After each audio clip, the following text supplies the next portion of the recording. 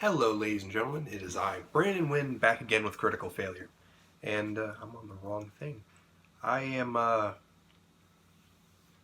currently on, I believe the Skull Lord is what it's called.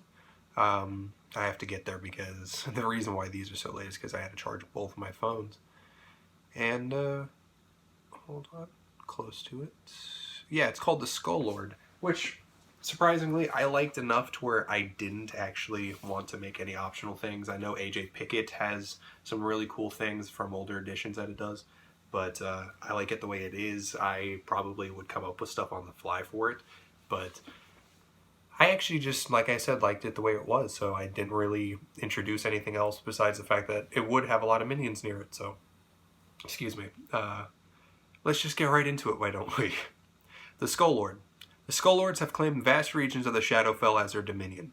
From these blighted lands they wage war against their rivals, commanding hordes of undead in a bid to establish dominance, yet Skull Lords always prove to be their own worst enemies. As a combined being born from the three hateful individuals they constantly plot against themselves, creatures of betrayal. Infighting and treachery brought the Skull Lords into existence. The first of them appeared in the aftermath of Vecna's bid to conquer the world of Greyhawk after the vampire Cass betrayed Vecna and took his eye in hand.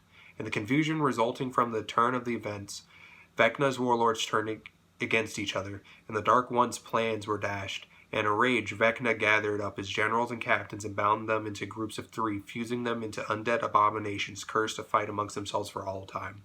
Since the first Skull Lords were exiled into Shadow, others have joined them, typically after being created from other leaders who betrayed their masters. Undead nature. The Skull Lord doesn't require air, food, sleep, or drink, so these dudes are consistently awake all the fucking time. That would suck. I would not want to do that. I like being asleep. Skull Lords. It's a medium undead, lawful evil, AC of 18, plate mail. Average hit points of 105. I am very surprised by that. I read over the lore and some of the attacks, but I didn't actually read the hit point average. I thought it would be higher. It's a 14d8 plus 42 and a speed of 30 feet. It's a strength of 14 plus 2, dexterity of 16 plus 3, constitution of 17 plus 3, intelligence of 16 plus 3, wisdom of 15 plus 2, and a charisma of 21 plus 5. Their skills are athletics plus 7, history plus 8, perception plus 12, and stealth plus 8. So that means plus 5 to their proficiency bonus. Damage resistances are cold, necrotic, bludgeoning, piercing, and slashing from non-magical attacks, and damage immunities to poison. They have condition immunities to blinded, charmed, deafened, exhaustion, frightened, poisoned, stunned, and unconscious. They have dark vision up to 60 feet, and I would change that to 120 feet, just because they don't have eyes. At least it doesn't look like they have eyes. And they have a passive perception of 22. And the languages, all that new in life, so there's 3 different beings, so I would say that they probably have 2 different, they all speak common, so I would say each of them have a different one past that, so common and whatever. And they're a challenge rating 15, 1,300 experience points. 13,000, my bad, 13,000 experience points. They have legendary resistance for 3 times a day. If the Skull Lord fails the saving throw, it can choose to succeed instead. It has another ability called Master of the Grave. While within 30 feet of the Skull Lord, any undead ally of the Skull Lord may make saving throws with advantage, and the ally regains 1d6 hit points whenever it starts its turn there. It has another one called Evasion. If the Skull Lord is subjected to an effect that allows it to make a dexterity saving throw to take only half damage, the Skull Lord instead takes no damage. If it succeeds on a saving throw, and only half damage if it fails. So basically, say Fireball, right? You cast Fireball and you have to make that dex save to take half damage.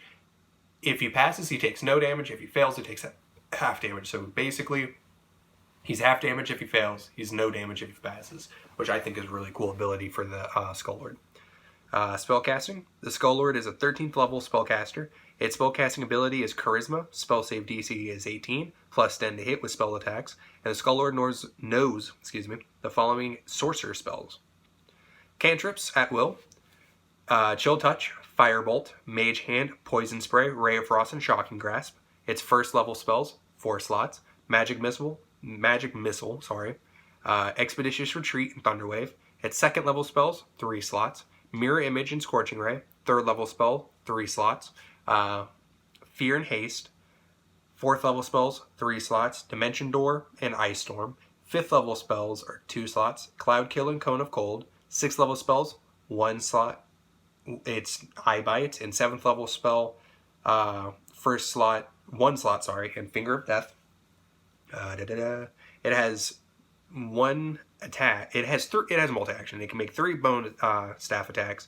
And the bone staff is a melee weapon attack, plus 8 to hit, reach a 5 feet, 1 target only, average 7 1d8 plus 3 bludgeoning damage, plus 14 average 4d6 necrotic damage. And it has legendary actions. So, the Skull Lord can take 3 legendary actions, choosing from the options below. Only 1 legendary action can be used at a time, only at the end of another creature's turn. The Skull Lord regains spent legendary actions at the start of its turn. The Bone Staff costs 2 actions, and the Skull Lord makes a Bone Staff attack. It can cast a cantrip. It can move up to its speed without provoking any opportunity of attack, and it can summon undead for 3 of its legendary actions. Up to 5 skeletons or zombies appear in an unoccupied space within 30 feet of the Skull Lord and remain until destroyed. Undead summoned in this way roll initiative and act in the next available turn. The Skull Lord can have up to 5 undead summoned by his ability at a time. Now, normally, creatures like these definitely have minions around them, so they're already going to have zombies, they're already going to have skeletons, they're going to have high-ranking undead near them. Do not just think that these guys won't have that. When you encounter these guys are going to fuck your shit up exponentially. They are going to engage you as if, well, of course they're going to engage you as if it's a life and death situation, but they're going to engage you as if they can't reform, which if I'm correct, they do get to reform. It doesn't say it here. I vaguely think that AJ Pickett said that. I'm not too sure, but I would say that they get to reform if their skulls aren't destroyed, I think. So that's how I think it is. I'm not too sure, but these guys have a decent amount of health. I would say maybe beef up their health more, but given the fact that they have easily bunch of creatures under their control, let alone carrion crawlers that are going to probably be around it, because I imagine these guys are going to be in like dungeons or caves or something like that, just casually doing their business, plotting against the world and shit. So I would say that, of course, you're in a party of, say, 6 adventurers. You're going to have a hell of a time with all these zombies attacking en masse. Skeletons, probably archers in high places trying to destroy you. This guy has magic. I don't think he has magic resistance. Probably give him magic resistance. And this guy is just going to absolutely obliterate your party with the spells he has and then bashing you with his fucking Master Roshi stick. So I'm absolutely thinking this guy is going to devastate you, even though he's not nearly as powerful as it was in older editions. AJ Pickett's video on the Skull Lord is a good one, I would say that. If this version doesn't give it to you, just some Mordenkainen Tome foes, go watch AJ Pickett's video where he does the lore and everything. Pay attention and write down what he says. He's going to definitely give you a better understanding of this than what Mordenkainen Tome foes gives. But yeah, that is the Skull Lord of Mordenkainen Tome of Foes. Of course, like I said, give it dark vision up to 120 feet. It is 60, but, you know, it's kind of undead.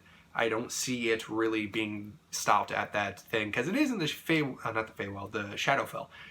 It's going to probably be more accustomed to that darkness than it does a normal adventurer who's only able to see it at 30 feet. I believe he should be able to see it from 2 times that, like something like a Drow where they have 120 feet. So, anyways, thank you guys for watching. Please leave a like and subscribe as we bring you more D&D content into the future. My bad. Please comment down below what you guys like about this channel, this video, what you possibly would like to see us do. Tell us about any characters that you guys have done. We would like to try and react and find some cool things that you guys do. Tell us about some stuff. Damn, I completely forgot what I was going to say. But anyways, thank you guys for watching. Hit the bell notification button because I want you guys to be alerted of whenever I do release another video, which is typically 1 to 2 videos a day. It's been 2 as of late, so please subscribe as we bring you these videos. But yeah, anyways, thank you guys for watching. See you in the next video.